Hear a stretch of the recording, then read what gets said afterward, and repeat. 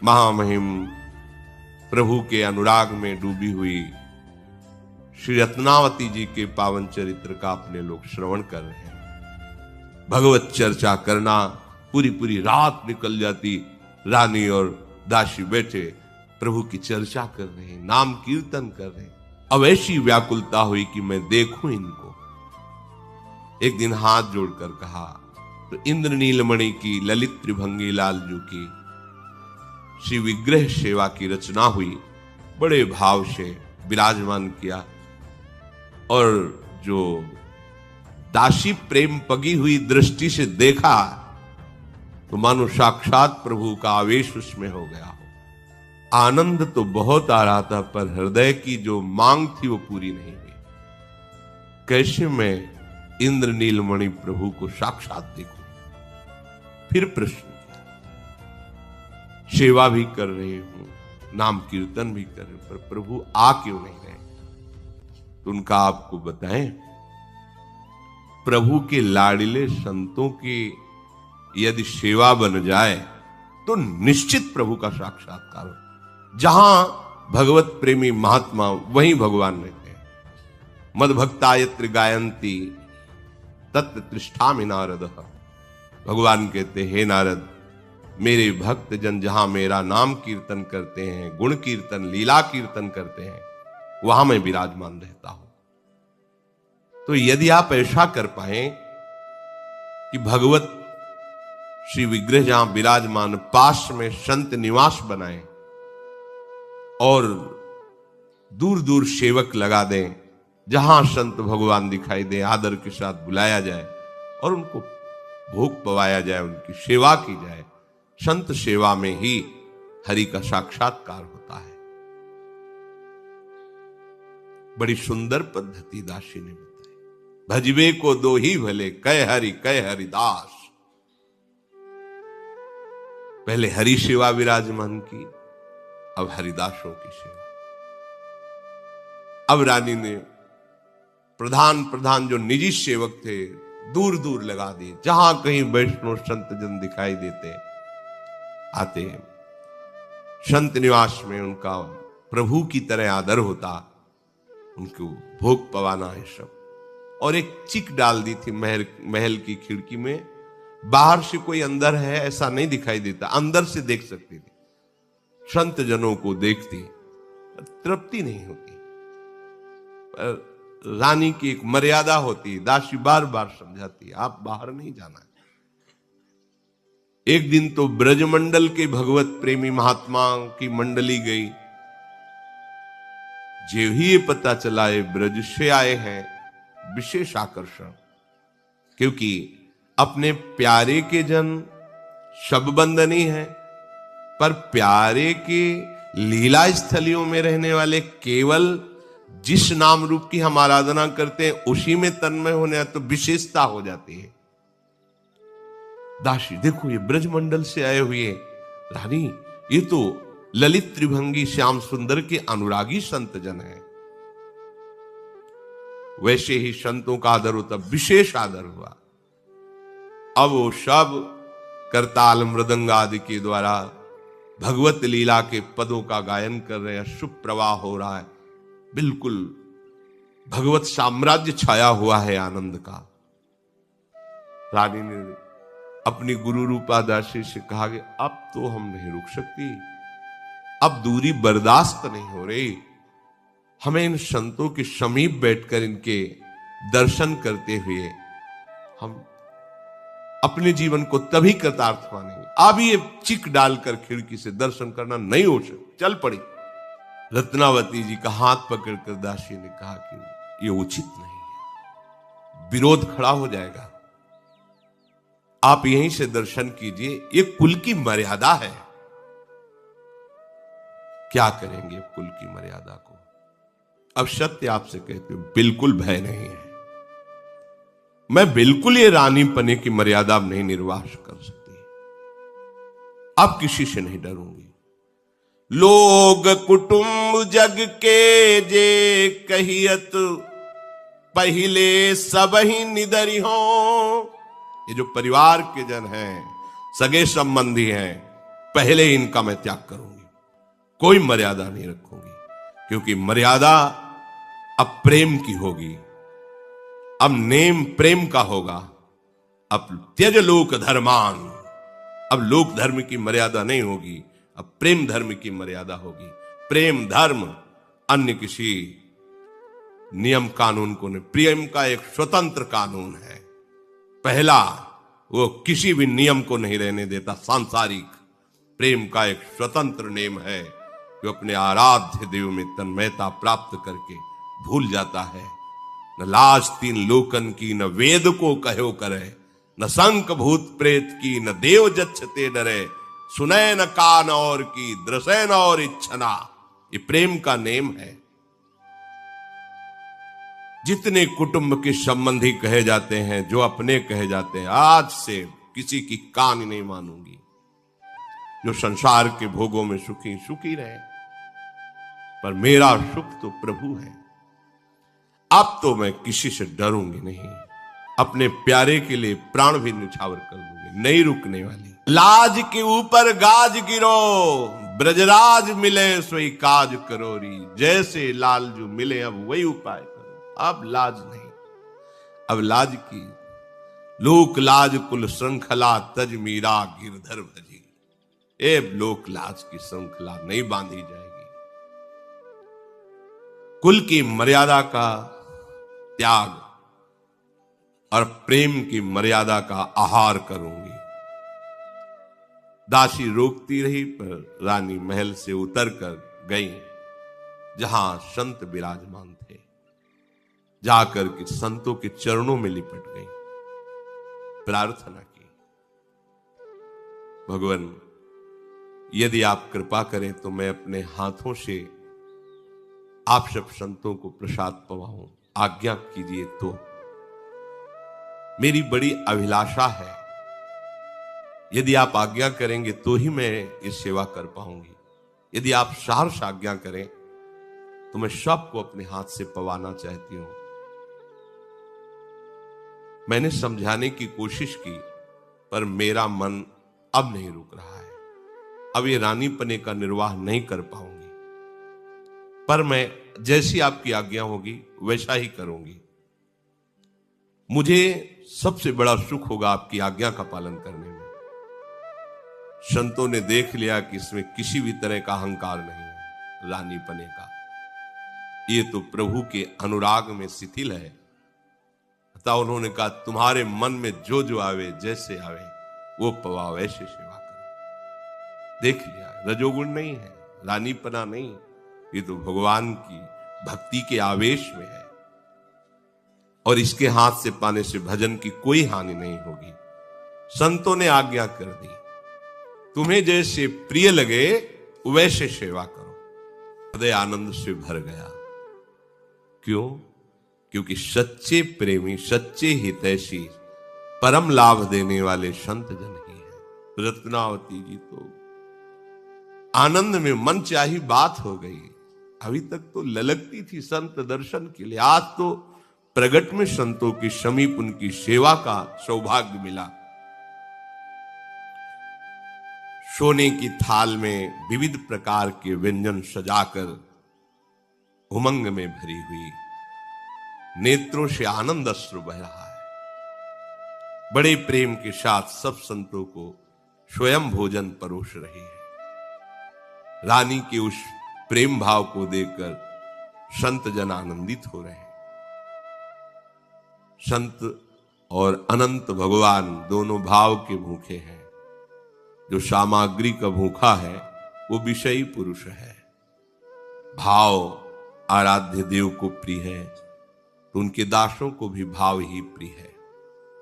रानी का भाव देख करके सब संत जन आनंदित हो रहे। अहो भाग्य जो ऐसी भगवत अनुराग में डूबी हुई रानी के हाथ से प्रसाद मिल रहा है। जहां सौभाग्य मनाते हैं संतों के हाथ से मिलना, वहां संत जन आनंदित हो रहे कि ऐसी भगवान नाम प्रेमी, भगवत भक्तों के प्रति ऐसी भावना करने वाले की हाथ से प्रसाद मिल रहा है।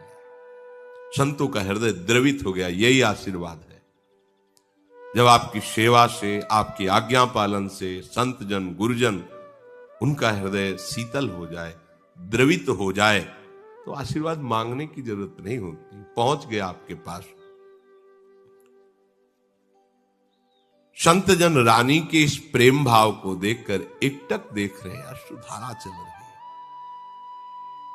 आज उनकी मनचाही बात हो गई, भक्तों के बीच में सबको परोस परोस के पवारी भक्तजन करुणा दृष्टि से देख रहे हैं। इन्हीं की दृष्टि से भगवान को देखने की दृष्टि मिलती है। जब भक्तजनों की करुणा दृष्टि जाकर हृदय में प्रकाशित होती तो मानस नेत्र खुल जाते हैं। संत कृपा, गुरु कृपा, भक्त कृपा, ये मानस नेत्रों को खोलती है। जहां मानस नेत्र खुले तो निरखि नयन हरिवंश, ही के नयन निहारी। आज अभिलाषा पूरी हुई, सबको प्रसाद पवाया इंद्र नीलमणि ठाकुर जी का। फिर सब संतों को चंदन लगाया अपने हाथ से, फिर प्रसादी पान का बीड़ा सबको पवाया, सबके चरणों में पुनः प्रणाम किया, हाथ जोड़कर बैठ गए। संत जन पदों के द्वारा भगवत लीला का गायन कर रहे हैं, बीच बीच में भाव समझा रहे हैं। उन पदों में ऐसी रूप माधुरी, ओहो, वो रानी के नेत्रों में झलकने लगी। पद गाया जा रहा है, वैसे ही रूप माधुरी झलकने लगी। रोमांच हो रहा, भाव में डूब रही। और इधर दासी गुरु ने कह ही दिया था कि प्रतिकूलता विरोध होगा, मत चलो वहां। कौन प्रतिकूलता और विरोध की परवाह करता है। संपूर्ण आमेर नगर में शोर मच गया कि जिन रानी को कोई देख नहीं सकता, वो बिना घूंघट के, बिना राजसी लिबास के। ऐसे थोड़ी था, जिस गली से निकलना हो कोई सर ऊंचा नहीं कर सकता था, देख नहीं सकता था। अदब के साथ सर झुका के, अगर कोई है खड़ा भी है तो सर झुका खड़ा है। कोई वहां ऐसा नहीं कि रानी की सवारी निकले ऐसे देख ले, गर्दन उतार दी जाएगी, ऐसा नहीं होता। बाअदब उसी स्थिति से खड़े हो जैसा सैनिकों ने आदेश के, साफ सर झुकाए। और यहां तो खुद सर का पर्दा हटाकर कोई ऐसा राजसी वैभव नहीं, और जाकर नंगे पैर संतों की सेवा में समर्पित। ये शोरगुल मच गया। रानी पर्दे के बिना सैनिकों की रक्षा के और बैरागी संतों की सभा में आ गई है। उमड़ पड़े लोग, क्या सच्ची बात, दौड़ पड़े लोग। राजा का पूरा नगर इस बात में, एक बार तो देखे कैसी रानी है। मंत्री ने जब सुना तो घबरा गया, क्योंकि उस समय माधव सिंह बादशाह के पास दिल्ली में थे। अरे ये राजा खबर सुनेंगे तो बहुत ही, ये तो बड़ी भारी गलती हो रही है। प्रेमी जन देखो कितने निर्भय होते हैं। जब तक हृदय में प्रेम नहीं होता तो इतनी सामर्थ्य नहीं होती। अगर घर में विरोध हो जाए कि तिलक नहीं लगाना तो नहीं लगाना, कंठी नहीं बांधना। और जब रंग चढ़ता है तो देखो कैसा रंग चढ़ता है। मंत्री ने तुरंत पत्र लिखा, महाराज सब अनर्थ हो गया। रानी महल छोड़ करके संतों के बीच में आकर के, ऐसा नहीं कि दूर से दर्शन करे, अपने हाथ से परोस के पवाया, उनके सब स्पर्श किया, चंदन लगाया, पान की बीड़ी पवाई, हाथ जोड़े उनके चरणों के पास बैठी। वो तो सब कुल मर्यादा को नष्ट कर दिया। पत्र में मंत्री ने तत्काल लिख करके दिल्ली में उस समय राजा विराजमान थे, उनके पास भेजा। दूत शीघ्रगामी घोड़े पर बैठ करके गया और पत्र दिया और सब समाचार सुनाया। पत्र को पढ़ते और दूत के मुख से सारा हाल वर्तमान का सुनते ही क्रोध की आग भड़क गई कि पूरे शरीर में क्रोधावेश हो गया। संयोगवशात इसी बीच में रत्नावती जी के सुपुत्र, ये भक्त थे, श्री प्रेम सिंह जी आए। नई अवस्था, और माता जब भक्तों के अनुराग में संत सभा में बैठी तो वो भी तिलक लगाए, कंठी बांधे। दृष्टि गई, मस्तक पर तिलक, गले में कंठी। राजा को जाकर जैसे प्रणाम किया जाता है वैसे प्रणाम किया। समीप में सेवक ने, महाराज आपके पुत्र प्रेम सिंह आपको प्रणाम कर रहे हैं। राजा ने आंख उठा के, वैसे ही क्रोधावेश में थे, देखा वही कंठी वही तिलक, और कहा आ गया मुंडी वैरागियों का बेटा। पूरी सभा में प्रेम सिंह नवीन अवस्था के थे। बड़ा दुख हुआ कि ऐसा उपहास सभा में, दिल्ली की सभा में ऐसा उपहास। वो शांति रहे, कुछ नहीं बोले। राजा झिड़कते हुए सभा से खड़े हुए। प्रेम सिंह सर झुकाए खड़े थे, अपमानित करके क्रोध में भरे हुए राजा भीतर चले गए। प्रेम सिंह के मन में इस बात का दुख हुआ कि कैसे अशब्द वार्ता कर रहे महाराज। समझ में नहीं आ रहा था कि ऐसी अपमानजनित बात क्यों कह रहे हैं।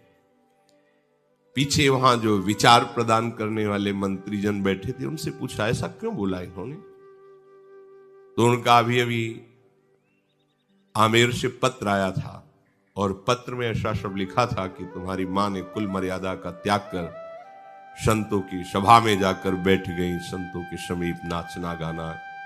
ये तो अभी अभी पढ़ा, उतने में तुम आ गए, तुम्हारे माथे पे कंठी तिलक देख करके फिर उन्होंने ऐसा कहा। वो प्रसन्न हो गए, अच्छा ऐसा, तो फिर हम धन्य हो गए। अगर हमें उन्होंने कहा मोड़ी के, वैरागी के, तो आज हमें गर्व है। ये भक्त के ही हृदय में आता है। आज मुझे गर्व है कि आज मुझे भगवान के भक्त का कहा गया। मेरी मां वैरागिनी और संतों की सेवा वाली कही गई और मैं उनका पुत्र, मुझे गर्व का विषय। मैं समझ नहीं पा रहा था, तभी सर झुकाए खड़ा था कि ऐसा क्यों बोले।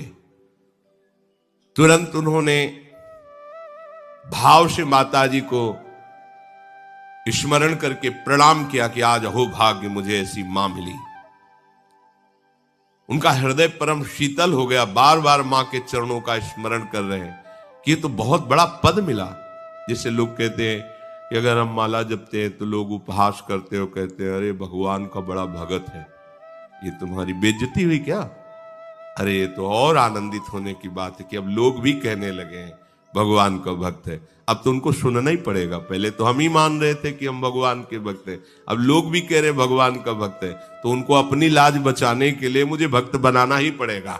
इसमें हमको रोने की या परेशान होने की, जो लोग मुझे भगत कह रहे हैं। तन मन आनंदित हो गया।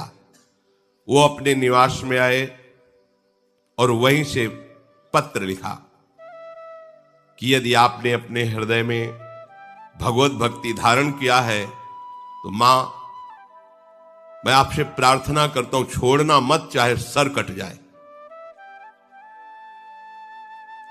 अपने प्राणों की बाजी लगा देना, पर अब ये भक्ति भाव का त्याग मत करना भय आने पर, क्योंकि राजा प्रतिकूल हो चुके हैं। भरी सभा में मुझे मोड़ी वैरागिन के बेटा कह के संबोधन किया है। यद्यपि लोक में इसे अपमान कहते हैं, पर मैं इसे बहुत बड़ा सम्मान मानता हूं। अब मैं मोड़ी और वैरागिन का ही बेटा कहलाऊंगा, क्योंकि यही सत्य मार्ग है और आपको चाहे सर कटवाना पड़े। अब ऐसा नहीं होना चाहिए कि आप डर जाओ और पीछे हट जाओ। शीश की बाजी, कष्ट सह करके, प्राण देकर भी अब भागवत धर्म की रक्षा करना। सर्वस्व चला जाए पर अब भागवत धर्म नहीं जाना चाहिए। ये निष्ठा हर उपासक के हृदय में होनी चाहिए। प्रभु के मार्ग में चलने वाला उपासक अगर ऐसा डरपोक हुआ तो ठीक नहीं। प्राण चाहे चले जाए, जो तुम्ही प्रेम मिलनदा चाओ, तो शीश उतारी महल में आओ। उतर न देई प्रेम रस माती, दीपक जरे भभूक बाती। ये अंदर का विषय।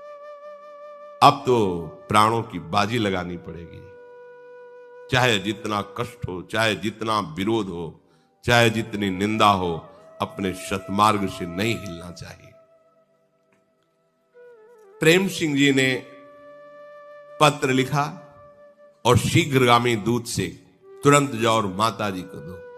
प्रेम सिंह का पत्र लेकर तीव्रगामी दूत रत्नावती जी के समीप आया और भक्ति रंग में रंगी हुई रानी को प्रणाम करके पत्र दिया कि आपके पुत्र प्रेम सिंह ने पत्र दिया है। रानी ने पढ़ा, उसमें लिखे प्रसंग को पढ़ते ही इनको भगवद आवेश आ गया। अच्छा ऐसा, अभी तक रानी भेष में ही रहती थी, अब रानी के केश सुंदरित्र फुलेल से सजाए जाते थे, श्रृंगार होता था। संत सभा में ही बैठी, मुड़वाया, नाव जो बनाने वाला नाव उसे गांव में कहते हैं, उसको बुलाओ, वही केस मुड़वाए संत सभा में। कैसा है, जहां कोई पर्दा से नहीं देख सकता था वहां खुले मुंडन करवाया, नापित वही ऐसे अपने बालों को मुड़वा दिया, मुंडी। पहले ये नियम था कि संतों की सेवा करके, सत्संग आदि करके, नाम कीर्तन आदि होने के बाद वो राजमहल में चली जाती थी, परंतु उन्होंने कहा आज के बाद नहीं। जो ठाकुर जी रनिवास में मंदिर था, बुलवा लिए ठाकुर, स्वयं नहीं गई, बुलवा लिया, आज के बाद राजमहल में प्रवेश नहीं करूंगी, राज अन्न नहीं खाऊंगी। अपने श्री ठाकुर जी को वहीं संतों के साथ, वहीं सेवा पूजा नाच गान, महल से अन्न धन सब छोड़ दिया। जो भावुक श्रद्धालु जन नगर के थे, वो जो दे जाते ठाकुर जी का भोग लगता, संत जन पाते, वो भी रानी वहीं शयन, वहीं ठाकुर जी का उत्थापन, वहीं उनके चरणों में रहे।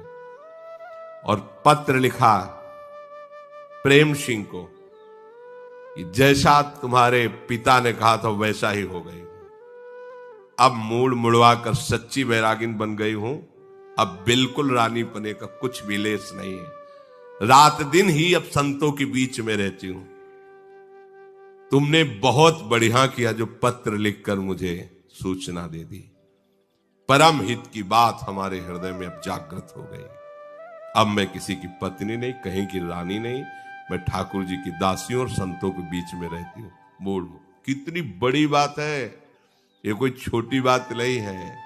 इतना बड़ा विरोध राजा से रानी होते हुए कर लेना, राज अन्न नहीं, राजमहल नहीं, राज पोशाक नहीं, अपने ठाकुर जी बुला लिए। ये बिना भगवत आश्रय दृढ़ हुए ऐसी बात नहीं होती। 5 वर्ष के प्रहलाद जी हैं, पिताश्री कहे के साष्टांग दंडवत करते हैं, और जब उसने हरि को कटुवचन बोला हिरण्यकश्यप ने, तो दैत्यराज कह के बात किया। त्रिभुवनपति, ये तो एक प्रांत के राजा हैं, वो तो त्रिभुवन देवराज इंद्र भी जिससे भयभीत है, ऐसा हिरण्यकश्यप, उसे 5 वर्ष का बालक दैत्यराज कह के संबोधन। कितनी बड़ी ताकत भक्त के हृदय में, 5 वर्ष का बालक त्रिभुवनपति को कह रहा है दैत्यराज। ये किसी के सिखाने पढ़ाने से भक्ति नहीं होती, ये तो बिना भगवत प्रेमी महात्माओं की चरण रज में अभिषेक किए ऐसी भक्ति नहीं। हार गया त्रिभुवनपति, बाल भी नहीं एक बांका कर सका। पर इसके लिए सच्चा हृदय समर्पण चाहिए, नहीं भाग जाओगे, जरा सा विरोध होगा अपनी सुख सुविधा में लौट जाओगे। ये मार्ग लौटने वालों के लिए नहीं, इसीलिए कहा गया कि इस मार्ग में यदि चलना है गर्दन काट लो।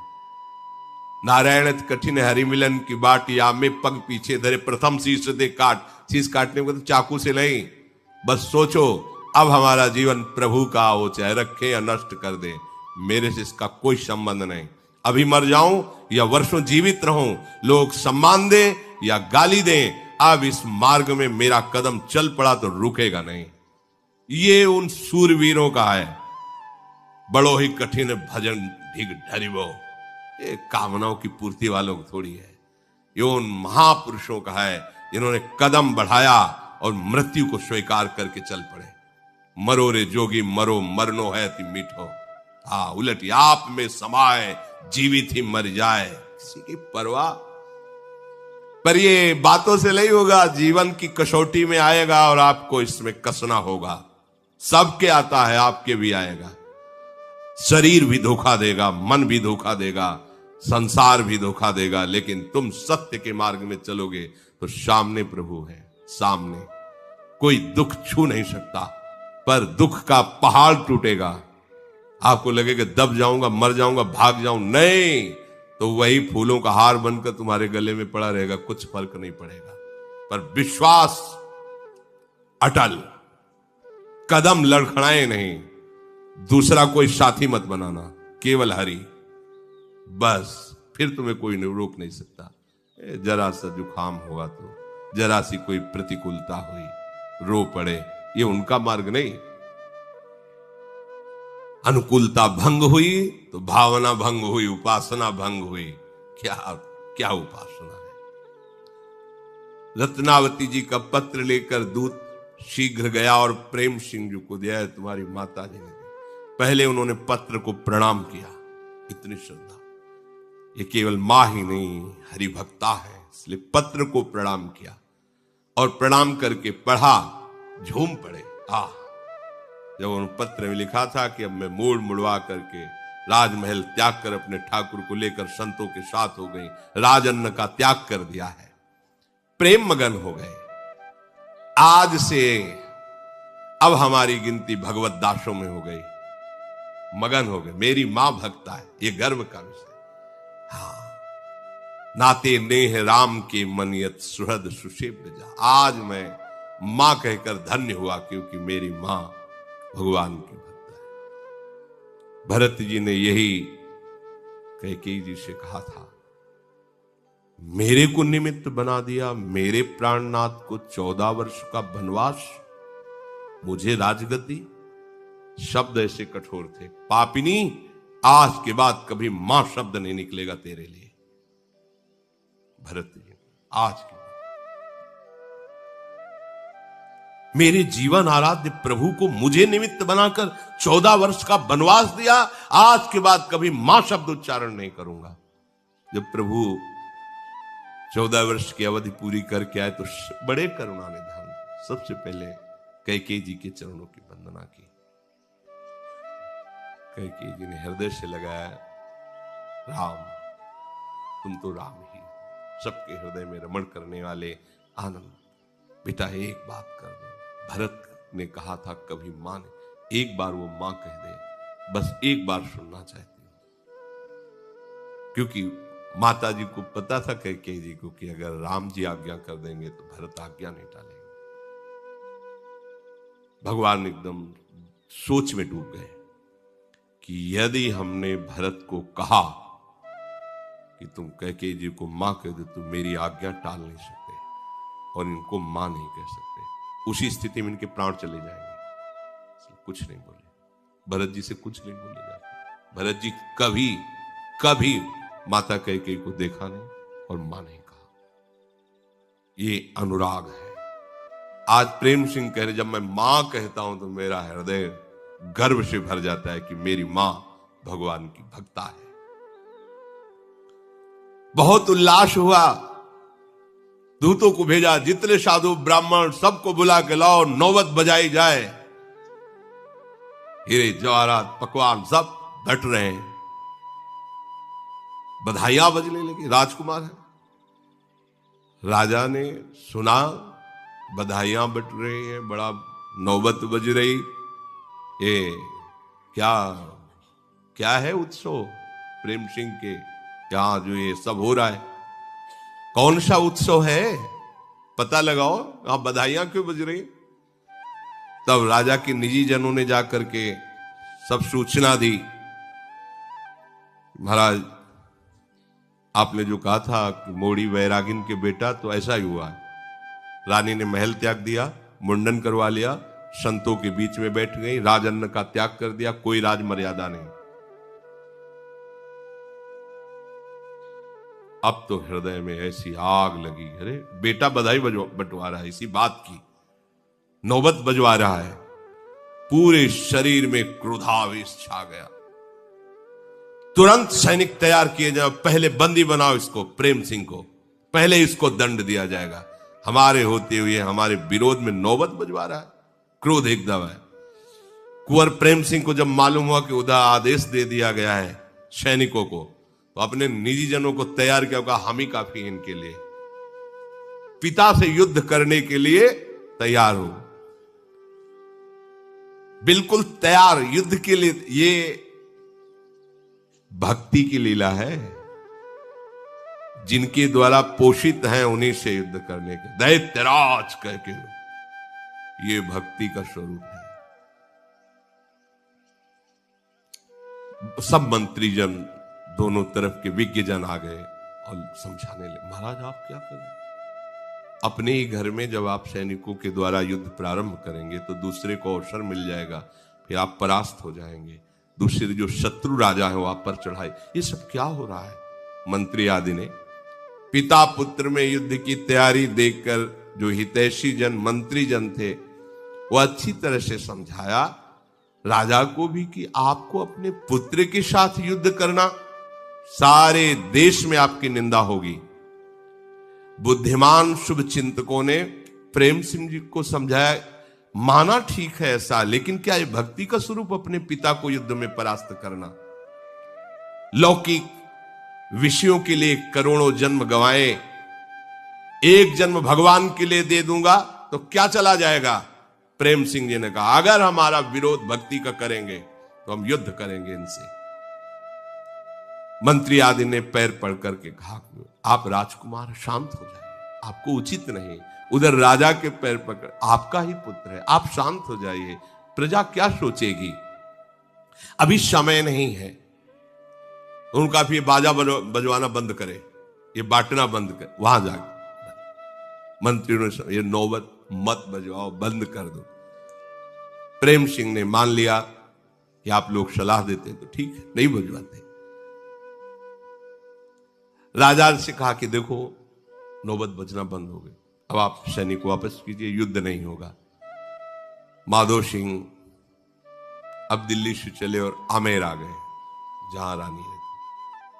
नगर में निकट पहुंचते ही लाखों लोग घेर लिए राजा को। महाराज की जय, और तो राजा ही है। महाराज बड़ा अनर्थ हो रहा है, ऐसा ऐसा। जो विरोधी भाव वाले थे, अब राजा मन में क्या करे, कैसे, कोई उपाय नहीं सूझ रहा।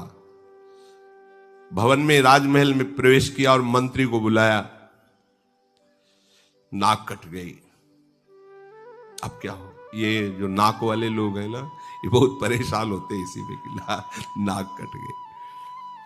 मंत्रियों को बुलाया और राजा ने कहा, मेरी तो नाक कट गई, अब वो जुड़ तो नहीं सकती, पर खून जो बह रहा है उसको तो बंद कर दो। अर्थात मेरी नाक कटा के बैरागिन हो गई, मेरे नाक के नीचे रहकर नाचेगी गाएगी, कम से कम इसका तो कुछ उपाय करो। ये कैसे मरेगी? जब तक ये मरेगी नहीं तब तक नाक कटने के बाद जैसे खून बहता रहता वो हमें रोज जलन पैदा करेगी।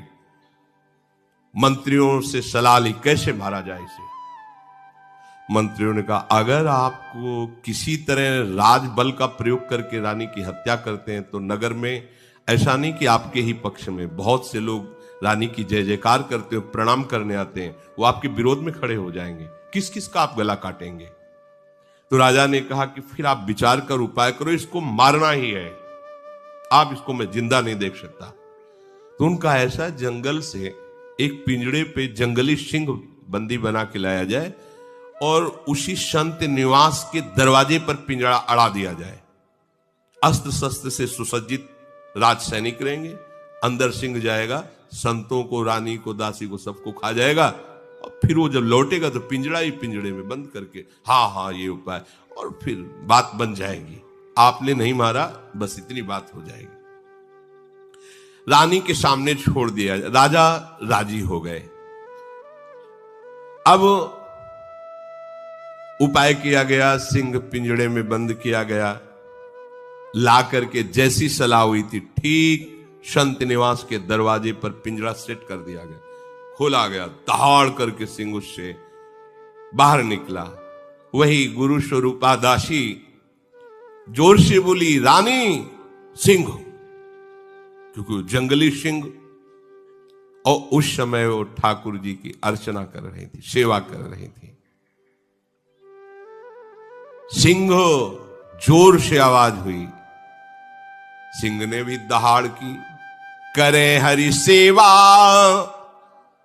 भरी रंग अनुराग दृग, सुनिए है बात नेकु नैन उन टारे हैं, भावी ही सुजाने उठी अति सन्माने, अहो आज मेरे भाग्य श्री नरसिंह जू पधारे हैं।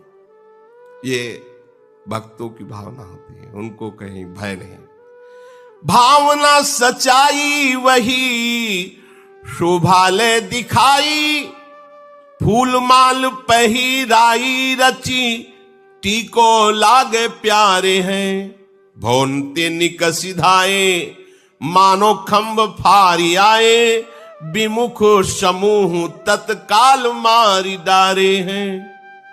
नृसिंह आया। रानी ने कहा, जो उन्होंने कहा सिंह, तो उन्होंने कहा सिंह नहीं, नृसिंह। ये भक्त कभी अपनी भावना से तिल भर भी नहीं हटता। उस समय भगवान की अर्चना में लगी हुई थी, नेत्र प्रेम में डूबे हुए प्रभु का श्रृंगार कर रहे थे। जी कहा सिंह, उन्होंने कहा सिंह नहीं, नृसिंह। और दृष्टि घुमाई, देखा बाल फटकारते हुए भयंकर रूप में कदम बढ़ाते आ गया। अहो अहो, स्वागत है, धन्य भाग। प्रहलाद को जैसे कष्ट से निवारण करने के लिए आप आए, ऐसे ही आप कृपा करके मेरे समीप आए, धन्य भाग। आप तो चलकर मेरे पास आए प्रभु, आपका दुलार, आपका प्यार, अहो भाग। सामने जंगली सिंह और ये अपने भाव में खोरे खड़ी हो गई जैसे स्वागत के लिए। वही अर्चना की थाली ली हुई है और आते हुए सिंह के समीप 4 कदम आगे बढ़ी। स्वागत है आप। ये छोटा सा बछड़ा नहीं होता, ऐसे सिंह नजदीक आके रानी ने से दुलार किया, माला पुष्पों की पहनाई, सुंदर तिलक लगाया, भाव से प्रणाम किया और आरती उतारी। जो आरती उतार रही तो उनको अपने ललित त्रिभंगी लाल जो दिखाई दे रहे हैं, सिंह में लाल जो दिखाई दे रहे हैं। सिंह तब तक ऐसे खड़ा रहा जैसे गाय सीधी, बछड़ा सीधा। जे ही पूजा हुई, पूछ उठाई, दहाड़ मारी और पिंजड़े के ऊपर से छलांग लगाई। पिंजड़ा ऐसे रखा था कि निकलने के समय उसी में जाए, पिंजड़े के ऊपर से छलांग लगाई। बाहर जितने सैनिक थे तो जैसे खंभे से निकलकर नरसिंह भगवान ने फाड़ डाला हिरण्यकश्यप को, ऐसे ही। और नीचे से छलांग मार के जो बालकनियों में राजमहल के खड़ा, जितने विरोधी थे, आश्चर्य ये हुआ कि एक क्षण में सब हुआ। उनको अस्त्र चलाने और संभालने का भी अवसर नहीं दिया। एक सिंह कितने को फाड़ेगा, लेकिन इसमें नरसिंह आवेश है भगवान का। सहस्त्रों को फाड़ के फेंक दिया, आंख झपकते झपकते समझ ही नहीं पाया कोई हो क्या गया। अब खून से लत मार के फेंक दिया। जो पकड़ने वाले विरोधी दर्शक, यहां आप देखो कैसे रानी को मारेगा दासी, वहां तो बछड़े की तरह खड़ा रहा। ये केवल प्रभु के दृढ़ आश्रय से ही ऐसा हो सकता है, नहीं तो दहाड़ में ही ना पूजा की थाली फेंक के भागले को होगा। क्योंकि अगर थोड़ी भी निष्ठा गई तो फिर है वही मत्ता परतरम नान्यत किंचित अस्ति धनंजय। विमुखों को तत्काल मार दिया और जोर जोर से गर्जना करके आनंद की चाल में से जंगल की, तो किसी की हिम्मत नहीं थी कि सिंह के आसपास। भूप को खबरी भई रानी जू की सुधी लई, सुनीनी की भांति आप नम्र हुए के आए हैं, भूमि पर साष्टांग करी, हरि मति भई दया, आप आए वाके बचन सुनाए हैं। करत प्रणाम राजा, बोली अजुलाल जू को, नेक फिर देखो एक और ये लगाए हैं। बोले नृप राजधन सब ही तिहारो धारो, पति पे न लोभ कही, करो सुख भाए हैं। राजा ने पूछा मार डाली गई, रानी अकेले मारी कि दासी भी मरी, संत भी मरे? बोले एक भी नहीं महाराज। क्यों? बोले एक दो नहीं मरे, हजारों मरे, लेकिन आपके सब मरे। क्या हुआ? जब सिंह अंदर गया तो रानी के सामने घुटने टेक दिए, रानी ने पूजा की, प्रणाम किया, आरती की, बाहर निकला तो आपके हजारों लोगों को, हजारों सैनिकों को अब उनके दिमाग में है कि ये कोई साधारण बात नहीं है। जंगली शेर मंगाया और उसने सबको फाड़ डाला, रानी को नहीं। ऐसा तो हमारी पत्नी अब साधारण नहीं है, स्वांग नहीं है, वास्तविक भक्ति है। अब महल में बैठना उनको आग लगने लगी। अब क्या करूं, ये तो बड़ा अपराध बन गया। भगवान के भक्त का अब इतना तो पता ही, भगवान के बल से ये सब सृष्टि चल, अब क्या होगा, क्या करें, कैसे? दिमाग में आया छोड़ो लोक लाज की मैं राजा हूं, वो मेरी पत्नी, चलो क्षमा मांगते हैं। चल के सामने जा करके शास्त्रों लोगों के बीच में साष्टांग प्रणाम किया रत्नावती जी। ये है अटल श्रद्धा और विश्वास का। राजा है, पति है, विरोधी है, साष्टांग दंडवत किया, अत्यंत नम्र होकर के, बहुत दैन्य होकर हाथ जोड़ करके, ओ क्षमा कर दो मुझे, मेरी बुद्धि बदल गई थी, विपरीत हो गई थी, मैं तुम्हारे प्रभाव को नहीं जानता। भाव विभोर होकर भूमि पर पड़े हुए हाथ जोड़कर प्रार्थना, मुझे क्षमा कर दो। इन्हें प्रणाम देख करके दासी ने कहा महाराज आपको प्रणाम कर रहे हैं। तो उनका नहीं, लालजू को प्रणाम कर रहे हैं। सामने लालजू को प्रणाम कर रहे हैं। हां ठीक ही है, ये क्या, ब्रह्मादि भी हमारे लालजू को प्रणाम करते हैं। तो एक छोटे से प्रांत के राजा है, मुड़ के भी नहीं देखा, मुड़ के भी नहीं देखा और कहा लालजू को प्रणाम कर। ठीक ही है, क्योंकि ये क्या है, बड़े ब्रह्मादि शिवादि भी जिनके चरण रखने की चौकी को प्रणाम करते हैं, वो हमारे लालजू हैं। इसे कहते हैं निष्ठा। एक बार भी नहीं, प्रियता प्रियता है, प्रियता लालजू पे हो गई। यहां ऐसे ही होता है, थोड़े दिन भक्ति की, जहां परिवार के सब अनुकूल हो गए तो पता ही नहीं चलता कि वो भगत थे कि नहीं थे, क्योंकि वो अनुकूलता आ गई, जिसके लिए वो भजन कर रहे थे उसी में बह गए। रानी ने कहा ये लालजू को प्रणाम कर रहे हैं। दासी ने कहा देखो हाथ जोड़कर आपसे प्रार्थना, एक बार तो देख लो। कहा नहीं, ये बिकी हुई आंखें हैं, किसी और की ओर नहीं हो सकती। ये बात मतलब यही खास बात समझनी है। रानी ने क्या कहा, अब ये बिकी हुई आंखें हैं, लालजू ने खरीद लिया है, अब ये आंखें किसी और की तरफ नहीं हो सकती। मीरा जी ने भी जब ब्याह होके गया था, प्रथम मिलन में जब आए उनके पति, तो उनसे यही कहा कि देखो हम मन वचन और कर्म से गिरधर लाल की हूं, तुमको एकांत में बताती हूं, ना तुम्हारा अधिकार इस शरीर पर है ना हमारे पर है, केवल ये स्वांग हुआ है उनकी इच्छा से। अगर आप इसे स्वीकार कर लें तो आपके लिए बहुत अच्छा रहेगा। उतर पड़े शैया से, चरणों पर बैठ गए और कहा अहो भाग्य, पर हमारा आपका व्यवहार बाहर पत्नी पति जैसा रहेगा, एकांत में गुरु शिष्य जैसा रहेगा। उनका ठीक है। पूरा जीवन राणा साहब ने ऐसा ही निर्वाह किया। जब एकांत होते तो शिष्य की तरह बर्ताव करते मीरा जी से, और जब समाज में होते तो पति जैसा कि कोई उनको विक्षेप न पहुंचावे।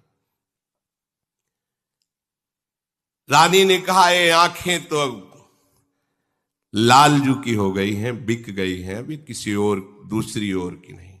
राजा ने हाथ जोड़कर कहा, हमें क्षमा करो, ये संपूर्ण राज्य, इसका धन वैभव और मैं आपका हूं, आपको समर्पित हूं, आपका सेवक हूं, आज्ञा कीजिए।